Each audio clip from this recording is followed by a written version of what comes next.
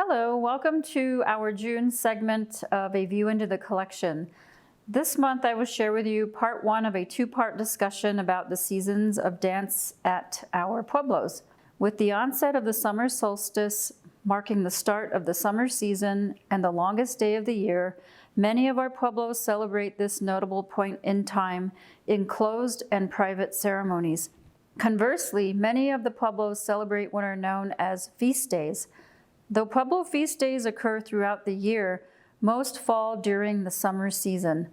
Seen in some of these Pueblo corn dance paintings, the dance consists of male and female partners. Not often seen in these paintings, however, are the numerous men singing age-old and prayerful songs. An exception is Tim V. Hill's painting of the dance partners, the drummer and a single singer, and J.D. Roybal's elaborate and detailed scene. Roybal of San Ildefonso Pueblo utilized water-based paint to capture an exceptional amount of detail with his painting of a feast day corn dance. Though this is a print, one can see Roybal's attention to the movement of each dancer. Unlike other Pueblo painters of his time, Roybal captures a scene with the line of dancers in the foreground and a kiva with kusharis and a rainbow in the background. Compare Roybal's composition with Tesuque Pueblo painter Tim V. Hill's interpretation of a corn dance. They dance on an invisible plane with no background, which forces the viewer to look closer at each figure. This uncomplicated and abridged style was utilized by Pueblo painters beginning in the 1930s. Born in 1922, Jose Desidario Roybal, or JD, was from San Ildefonso, a pueblo known for its black-on-black pottery. Animated ceremonial dancers feature as prominent subjects in JD's works, with a favorite being kushari clowns. Mischievous and spirited, Roybal represents the dancers in single portraits, as seen in the three small paintings from our collection. Roybal often places his kusharis in profile, and these figures are licensed jesters who marshal the dancers and joke with the spectators. Their clowning may be childlike, but exposes actions unacceptable to others. Though it is apparent that the flat style continued, as seen in Jose Ray Toledo's Pueblo corn dance, a tribal member of Jemez Pueblo, Jose Ray Toledo led a multifaceted life who earned both a bachelor's and a master's degree. In his painting of Pueblo corn dancers, the male dancers are seen in mid-step next to their female partner. The men's bodies are painted with a natural orange tint to signify that they dance for the Pumpkin Clan.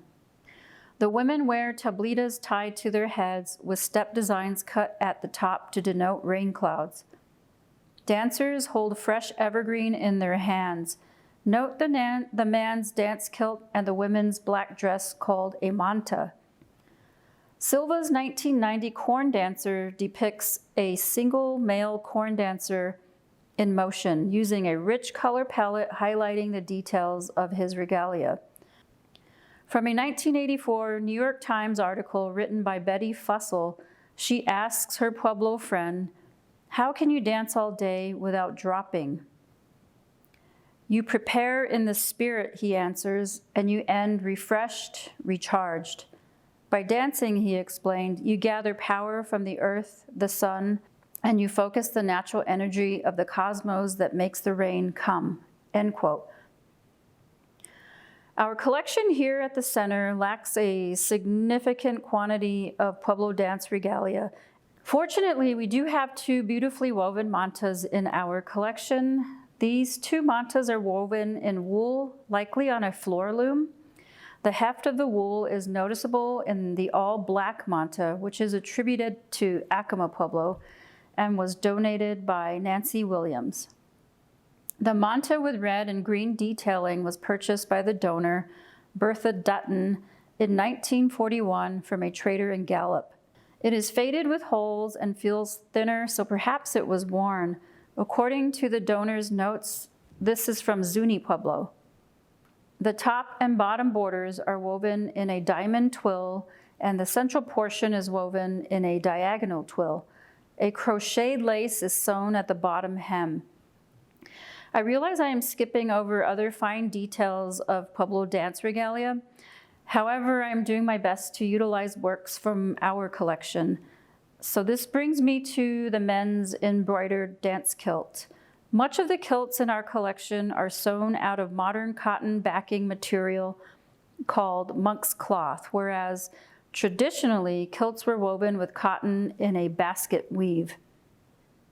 Men's kilts are rectangular in shape and have vertical embroidered side panels on each end and are bordered at the bottom in black.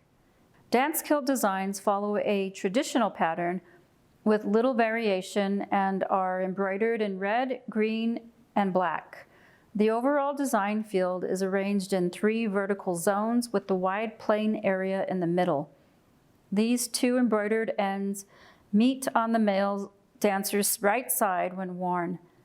The stair-step patterns represent rain clouds, the vertical lines represent rain, and the hooked or triangle pattern on the inside facing the wide unembroidered area represents thunder and lightning. This dance kilt was embroidered by Isabel Gonzalez of Jemez Pueblo. She says she prepares her commercial yarns by twisting them, placing them in water, and tying them to a baker's cooling rack to dry. The twisted yarn is then rolled into a ball so it sets properly before use. The lap loom woven sash belts worn by the women are created with many different patterns.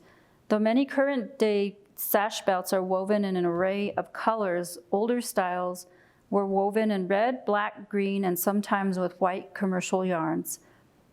The women's sash belts I pulled from our collection are from the pueblos of Cochiti, Zia, and Isleta from the 1970s.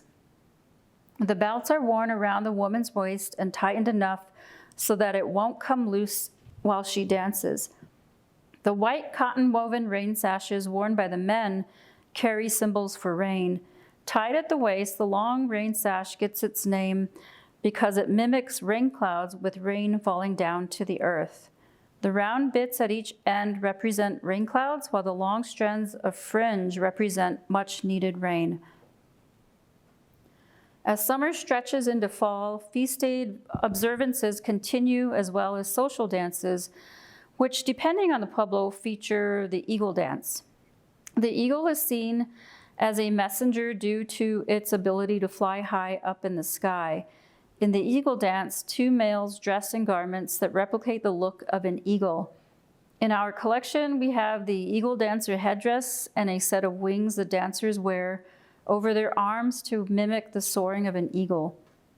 Yes, these are actual eagle feathers, and we do maintain a permit required by the United States Fish and Wildlife Service.